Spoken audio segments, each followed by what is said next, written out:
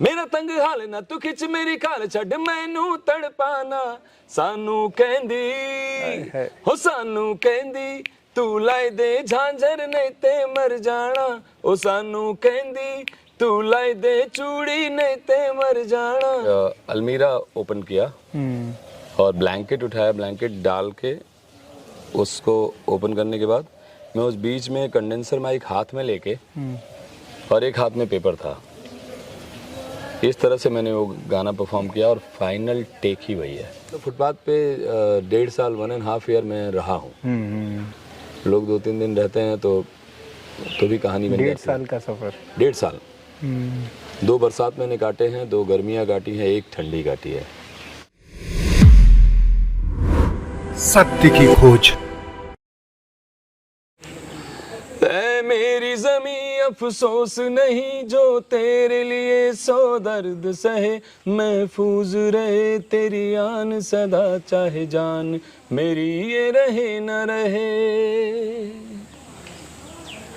है मेरी ज़मीं महबूब मेरे, मेरी नस नस में तेरा इश्क बहे, फीका न पड़े कभी रंग तेरा जिस्मों से निकल के खून कहे। तेरी मिट्टी में मिल जावा गुल बन के मैं खिल जावा, इतनी सी है दिल की आरज़ू। तेरी नदियों में बह जावा तेरे खेतों में लहरावा, इतनी सी है दिल की आरज़ू। तेरी मिट्टी में मिल जावा गुल बन के मैं खिल जावा, इतनी सी है दिल की आरज़ू। वाह क्या बात है। ये हवाएं चलना शुरू हो गई हैं और ये आवाज़ में वो कहते थे ना कि तानसेन गाते थे तो बारिश हो जाती थी, तो अभी कुछ ऐसा ही माहौल हुआ कि भैया ने जैसे ही इस गाने की शुरुआत, तो इस गाने में एक अलग अनोखापन है। जब भी ये इसके पहले शब्द से शुरुआत होती है और ख़त्म होते होते आपकी एनर्जी को इस लेवल तक बूस्ट कर देता है और कहीं ना कहीं हर एक दिलों में ये विराजमान है। तो एक इसी पिक्चर का आपका गाया हुआ गाना और थोड़ा सा माहौल को भी मैच करेगा। जी श्योर। पट्टी वाला सूट मैनू अज सिलवा देवे माही मैनू सोने दियां बालियां मंगा देवे, पट्टी वाला सूट मैनू अज सिलवा देवे माही मैनू सोने दियां बालियां मंगा देवे, ले चल मेले असी निवेले, मेरा तंग हाल ना तू खिच मेरी खाल छड़ मैनू तड़पाना सानू कहंदी हो सानू कहंदी तू लाई दे झांझर नहीं ते मर जाना, ओ सानू कहंदी तू लाई दे चूड़ी नहीं ते मर जाना, हाँ सानू कहंदी तू लाई दे झांझर नहीं ते मर जाना, सानू कहंदी तू लाई दे चूड़ी नहीं ते मर जाना। वाह। एक पंजाबी सॉन्ग आपने गाया था पटोला जी, वो क्या गजब सॉन्ग, वो भी 2 लाइनें अगर हो जाए तो मजा ही आ जाए। Yes sure. गोरी मेरे दिल ते ना तेरा बसदा, तेरे ही चौबारे चो फिरदा है छल्ला, गोरी मेरे दिल ते ना तेरा बसदा, तेरे ही चौबारे चो फिरदा है छल्ला, तेरी ब्यूटी टॉप लुट जावे दिल वे, किन्ने आशिक बंदानी तू ये किल वे, तेरे पीछे है पड़े कदी मिलवे, नैना चो मेरी जान ले गई पटोला मेरी साह ले गई, कुड़ी तू मेरी जान ले गई मचली दिया साह ले गई, नैना चो मेरी जान ले गई मचली दिया साह ले गई। वाह ऑसम, थैंक यू। मतलब ये गाना जो है मतलब दिल को भी छूता है, जज्बात को भी छूता है और माहौल को भी कहीं ना कहीं छू लेता है। मतलब एक अलग सा ही ये जी एक बहुत रोमांचक है। बहुत ही। तो हम आपके वो पहले हिट पे पहुंचेंगे जो थोड़ी देर तक हम पहुँचे, लेकिन उस गाने का जिक्र नहीं हो तो ये पूरा पॉडकास्ट अधूरा हो जाएगा। तो बन्नों का हम जिक्र करेंगे और उसकी कुछ चंद लाइनें जो आप हमें अंतरा इसका हमें ज़रूर सुनना है। Sure sure. गुण 3600 गोल्ड है तेरे, ना सिल्वर ना कॉपर, हाथ लगा दे जिस सब्जेक्ट पे उसमें निकले टॉपर, उड़ जाए अपनी हवा थाम के पंख निकले आए प्रॉपर, बनने पे एहसान है तेरा मान लिया जो ऑफर, सुने नहीं जिद करे करारी उस पर ये होशियारी, जुगनी दुगनी धार कटारी कटारी, तो आरी जारी समझ नहीं आ रही, भागेगी गली में सारी, कर लो जी भरपूर तैयारी तैयारी, तो कूद फांद कर दी है, छलांग मार दी है, दिखदी नहीं रिलैक्सिंग, बनो तेरा स्वैगर लागे सेक्सी, बनो तेरा स्वैगर लागे सेक्सी। वाह, इसके लिए तो एक बार तालियां बनती ही हैं। और ये गाना ऐसा मतलब ट्रेंड किया पूरे देश में, इस तरीके का हुंकार हंकार हमकार सब कुछ मचा गया, और सच में ये दिलों को छूने वाला भी था और पैरों को झनकाने वाला भी था। बिल्कुल। और ये बीट्स जो थी तो लाजवाब है। आपने आवाज़ सुनी और ये लाइव आवाज़ आपकी जो है, रिकॉर्डिंग की तो बात जो हुई सो हुई जी। आज मैं लाइव सुन रहा हूँ तो मुझे लग रहा था कितनी एनर्जी इस गाने में रही होगी। बिल्कुल, ये अभी और खास करके अभी चूंकि 5-6 दिन से हम लोग जगह जगह चल रहे हैं, सो उसके बाद भी ये गाना कभी भी गाया जाता है तो ऐसा लगता है कि एक क्रिस्पनेस है। बिल्कुल। तो आदमी को थोड़ा सा गुदगुदी दे देता है। और क्या, और पूरा मतलब एक माहौल बना।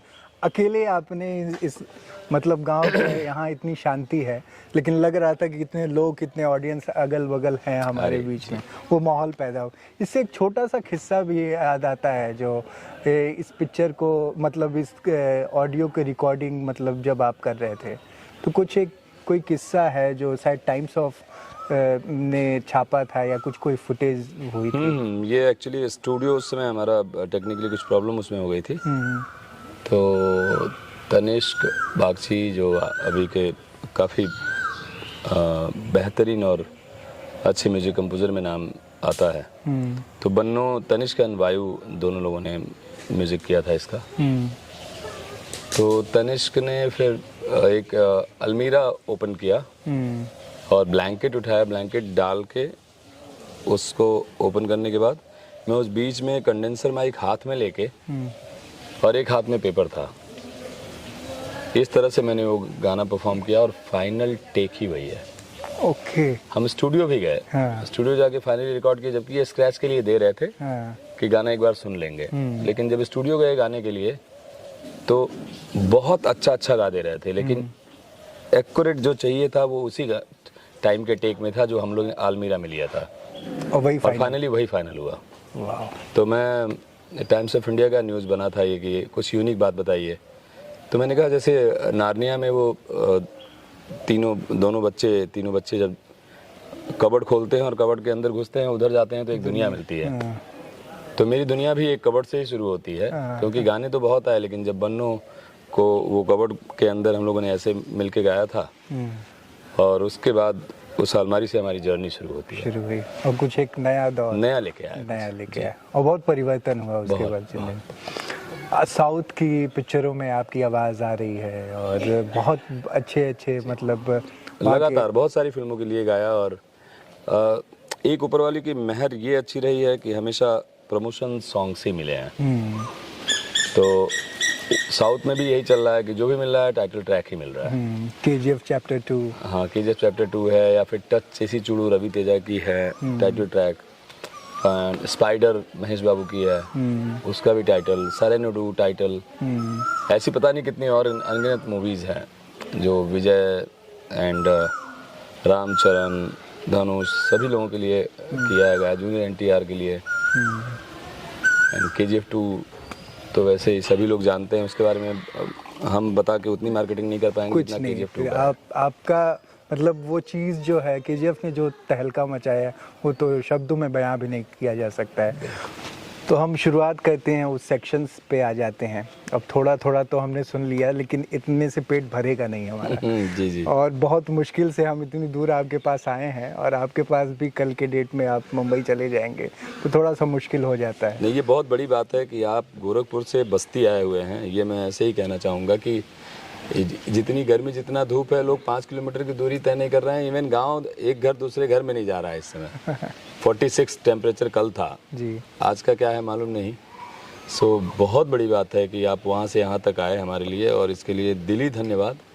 ये आपका कर्ज हमारे पे रहेगा, सही टाइम पे उतार देंगे हम इसको। बिल्कुल बिल्कुल।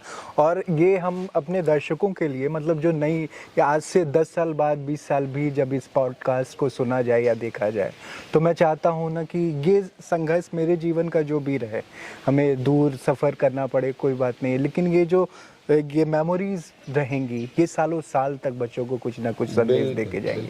आपकी आवाज़ और ये सारी बातें कहीं ना कहीं उन नए युवाओं को मौका देंगी कि किस तरीके से ज़िंदगी में सफ़र होता है, किस चीज़ों को करना नहीं चाहिए वो जानना बहुत ज़रूरी है। करना क्या है, बहुत लोगों को बहुत कुछ पता है, लेकिन क्या करना नहीं चाहिए वो आप जैसे लोगों को, अपनी जर्नी को जब वो सुनते हैं, वो मोटिवेशन पाते हैं, तो कहीं ना कहीं उनका रास्ता और आधा हो जाता है। बिल्कुल। तो आपका एक सेक्शन हम स्ट्रगल का थोड़ा सा हम जानने की कोशिश करेंगे, फिर म्यूजिक सेक्शन पे आएंगे, और फिर फास्ट ट्रैक से हम क्लोज अप करेंगे। तो थोड़ा सा म्यूजिक इंडस्ट्री में मुंबई आप गए, वहाँ पे कैसी स्ट्रगल आपको देखने को मिली? वहाँ पे एक स्टार्टिंग ये सलमान के साथ गए थे कि अब बड़े स्टेज करने हैं, प्लेबैक के लिए नहीं गया था मैं। प्लेबैक क्या होता है मुझे नहीं मालूम था, बट जब आप किसी सही मार्ग पे सही तरीके से मेहनत जब कर रहे होते हैं, तो रास्ता देने वाले ऊपर बैठे हैं। उन्हें लगा होगा कि शायद मैं उतनी मेहनत कर रहा हूँ कि मैं इस रूट पे भी जाऊँ। तो ये 2 साल में क्रिएट हुआ। 2008 में मुझे, मतलब मेरे दरवाजे पे दस्तक दिया गया था कि क्या फिल्म में गाओगे, नॉक किया गया था। सचमुच में एक एक्टर हैं, वो आए, मेरे बगल वाले रूम में आते थे। वो नाम लेना चाहेंगे उनका? विनोद नहाड़ी जी हैं, जो ब्लैक फ्राइडे ऐसी बहुत सारी अनुराग कश्यप जी के फिल्म में काम किए हैं। अच्छा। और बहुत यूनिक एक्टर हैं। तो मैं रियाज व्याज करता था, 1 रूम किचन में रहता था। सो दरवाज़ा खटखटाया किसी ने, और मैं दरवाज़ा धीरे से खोला, क्योंकि घर हमारा तब उतना अच्छा नहीं हुआ करता था। तो मैं धीरे से खोलते थे, देखते थे कौन है। तो मैंने देखा, तो उनको पहचानते थे, लिफ्ट में आते जाते हम लोग मिल जाते थे, एक दूसरे को स्माइल पास करते थे, बट दोस्ती नहीं थी। तो उन्होंने बोला, यार बहुत अच्छा गाते हो, कहीं बोलूं तो जाओगे गाने के लिए? तो मैंने बोला हाँ हाँ। बोले, अरे स्नेहा खानवलकर एक है, मेरी फ्रेंड है, राम गोपाल वर्मा की एक फिल्म आई थी गो, उसमें उन्होंने तब म्यूजिक किया था। अच्छा। तो बोले कि अभी एक मूवी कर रहे हैं और नई आवाज़ ढूंढ रहे हैं वो लोग।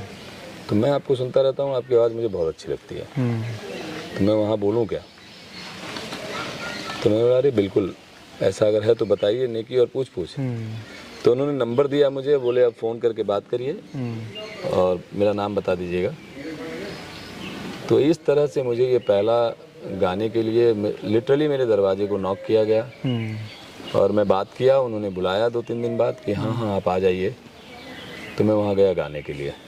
उन्होंने आवाज़ सुनी, वो पूरे दिन में बहुत सारे सिंगर्स को सुन रही थी, लेकिन मुझे जब पूछा गया कि क्या गाओगे, तो उस वक्त भी मैं कोई फिल्म का गाना नहीं गाया, क्योंकि 1 साल 1.5 साल का एक्सपीरियंस हो गया था कि फिल्मी गाने जब आप सुनाते हैं, रफ़ी साहब का गाना हो, किशोर कुमार का गाना हो, तो लोग ना एकदम मैच कराने लगते हैं कि हुबहू वैसा नहीं गाया। हाँ। मजा नहीं, कंपेयर करना शुरू, क्योंकि इतना सुने हुए हैं, सभी लोग रेडियो में सुने हैं, सब लोग कहीं ना कहीं सुनते रहते हैं, तो उन्हें पता है कि वो एकदम डिट्टो वही नहीं आया। एकदम कॉपी अगर आप नहीं कर पा रहे हैं तो आप अच्छे सिंगर नहीं है। हाँ।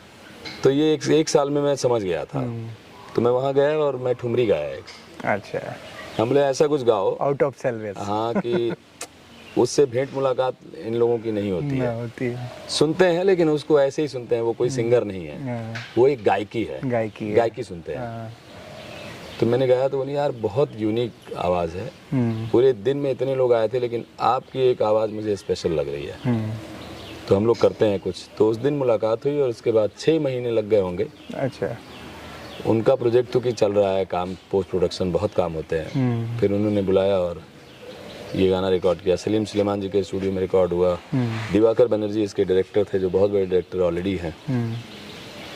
इस तरह से अवसर मिला और वहाँ से शुरुआत हुआ। तो मुझे प्लेबैक लगा कि अरे ये तो मैं प्लेबैक कर दिया और पिक्चरों में आ गया। हाँ, पिक्चर में आ गया। और मैं जिस दिन ये ऑडियो लॉन्च हुआ उस दिन मैं हॉस्पिटलाइज था, मुझे डेंगू हो गया था। अच्छा। और मेरा प्लेटलेट्स हो गया था 21,000। ओके। बहुत लो। तो मुझे वहीं आके बल्कि स्नेहा ये सीडी मुझे दी थी, उस वक्त सीडी चलती थी, डीवीडी।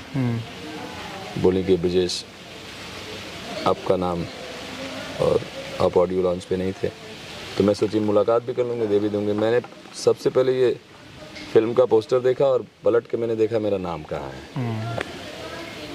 तो वो पढ़ा और छलक गया मैं। मुझे ऐसा लगा इतना तो नहीं मांगा था, ये क्या दे दिया, है ना।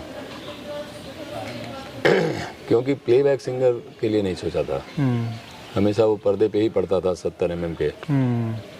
और मज़ा आ गया, मुझे लगा यार जीवन सफल हो गया। फिर अगले तैयारी के बारे में नहीं सोचना था, मुझे लग रहा था ये भी एक प्रोफाइल मैंने हिट कर दिया, मतलब मुझे मिल गया जो मिलना था। ये हमारी लिस्ट में जब आप रिज्यूम देते हैं तो सब होता है ना, तो मेरे तैयार होता है। हाँ, तो ये मेरे जो प्रोफाइल में प्लेबैक सिंगर आ गया। अब आगे देखा जाएगा जो होगा। तो इस तरह से शुरुआत हुई और गाने गाते रहे। तो वहाँ के रोडों पे भी बहुत सारी चक्करें लगाई। हाँ, रोडों पे क्या मतलब, फुटपाथ पे 1.5 साल 1.5 ईयर में रहा हूँ। लोग 2-3 दिन रहते हैं तो भी कहानी बन जाती है। 1.5 साल का सफर। 1.5 साल। 2 बरसात मैंने काटे हैं, 2 गर्मियाँ काटी हैं, 1 ठंडी काटी है। अच्छा। शौचालय में नहाना होता था, शौचालय वाले से दोस्ती कर ली थी क्योंकि 2 रुपए भी नहीं होते थे, दे दें उसको।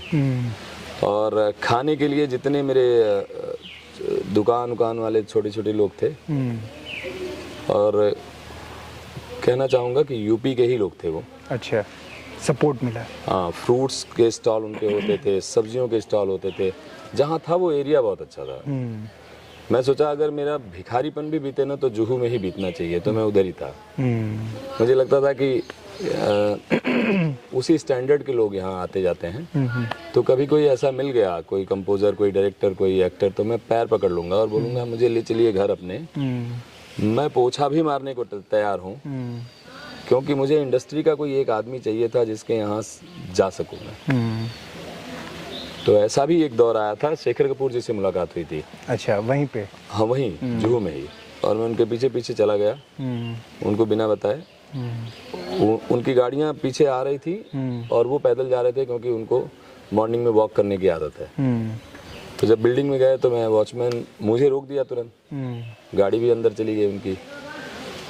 तो वॉचमैन बोला कि अरे अरे कहाँ। तो हम बोले कि अरे सर से मिलना चाह रहे थे। उस समय तो बात भी करने नहीं आता था, दुबले पतले थे एकदम। तो बोला कि अभी आप कैसे मिलेंगे, वो उनके काम अपॉइंटमेंट दिए हैं क्या आपको? तो हम बोले नहीं। उससे रिक्वेस्ट किए तो वो निकला बड़हलगंज साइड का था। अच्छा। तो बोला देखिए हम बोल तो दे रहे हैं जाने के लिए, हमारा नाम नहीं लीजिएगा आप। मैं बोला हम नहीं लेंगे। मैं लिफ्ट से ऊपर गया और देखा सामने ही बहुत सारे हीरोइन जैसे लोग बैठे हुए थे, क्योंकि वहाँ ऑडिशन चल रहा था। लिफ्ट खोल के मेरा हिम्मत नहीं हो रहा था कि उस दायरे में घुस जाऊं, क्योंकि सबसे गया गुजरा मैं ही दिख रहा था। बट लगा अब यहाँ तक आ गए, पीछे तो नहीं जाएंगे। तो आगे गए, बात किए। समीर आगा करके एक थे, उनसे बोला मैंने। वो बोले अरे लेकिन जब कोई काम नहीं है तो क्यों आए आप मिलने के लिए? फिर भी वो एक जद्दोजहद रहा। उन्होंने कॉल किया शेखर सर को कि ऐसा ऐसा है, तो शेखर जी को पता नहीं क्या मूड में आया, उन्होंने बोला भेजो। और वो सारे बड़े लोग बैठे हुए थे, मैं अंदर चला गया। होता है ना कभी कभी आपकी अल्हड़पन जो है लोगों को पसंद आती है, कि यार हर आदमी कहीं ना कहीं से कभी एक संघर्ष करके आया होता है। प्रोफेशनलिटी काम नहीं करती है, जो सादगी और अल्हड़पन ही आपको। हाँ, ऐसे बहुत लोग होते हैं जो प्रोफाइल के साथ पहुंच के वो काम नहीं कर सकते हैं, लेकिन जब आप एकदम रॉ पहुंचते हैं तो उस आदमी को शायद अपना पिछला 20 साल पीछे का शेखर दिखता हो तो ज़रूर वही हुआ होगा। तो उन्होंने बुलाया अंदर, बोले हाँ बताइए, बोले बैठ जाइए। बोला नहीं सर मैं खड़ा हूँ। गया मैं सीधा पैर छूने, वो खड़े हो गए, बोले अरे ये क्या कर रहे हो आप, पैर नहीं छूते हैं। बोले बताइए आप कौन हैं, क्या मदद कर दूँ आपकी। तो मैंने बोला मैं सर सिंगर बनने आया हूँ और ऐसी बात है, और प्लीज़ मुझे अपने यहाँ ऑफिस में ही रख लीजिए, मेरे पास रहने को घर भी नहीं है, कुछ भी नहीं है, लेकिन आपकी अचानक सारी चीज़ें बोल देने से इतना सारा बोझ कोई आपका हल्का नहीं कर सकता। रही बात अब संगीत का सफ़र ख़त्म होता है, आपने इतना वक्त, इतना प्यारा समय बीता, और आपकी ये पॉडकास्ट मुझे लगता है और मेरी मनोकामना भी होगी कि कई दसों साल तक जब बच्चे सुने इस पॉडकास्ट को देखें तो कहीं ना कहीं कुछ सीखें। तो कुछ मेरी भी यही हार्दिक इच्छा है कि इसे जो लोग भी देखें। पहले तो मैं आज पहली बार कोई इंटरव्यू, पॉडकास्ट जो भी कह लीजिए, अपने दहलीज से दे रहा हूँ, अपने घर से दे रहा हूँ, अपने ज़मीन से दे रहा हूँ। तो मुझे बहुत अच्छा लग रहा है। ये मुझे जीवन भर याद रहेगा, कभी नहीं भूलेगा, क्योंकि अब तक सैकड़ों से ऊपर ऐसे चीज़ें हो चुकी हैं लाइफ में कि अब वो सब मतलब अब याद ही नहीं रहता है कि कहाँ गए क्या गए, लेकिन ये नहीं भूलेगा। नहीं, ये हमारी खुशनसीबी आपकी है। मेहनत है ये। बिल्कुल। और मेरी एक सोच है जो आपकी सोच से मिलके, आपकी आवाज़, आपकी बातें, और कहीं ना कहीं आने वाले बहुत सारे आर्टिस्ट, हिडन आर्टिस्ट जो कहीं गांव गिराव में अभी पनप रहे हैं, उनको एक पंछी बंद कमरे में हैं, उनको एक कुछ एक जगत मिलेगा, एक दुनिया मिलेगी। तो आपको जब सुनेंगे उस सोशल मीडिया के प्लेटफॉर्म पे, तो कहीं ना कहीं उनके जीवन में कुछ ना कुछ तो असर करेगा।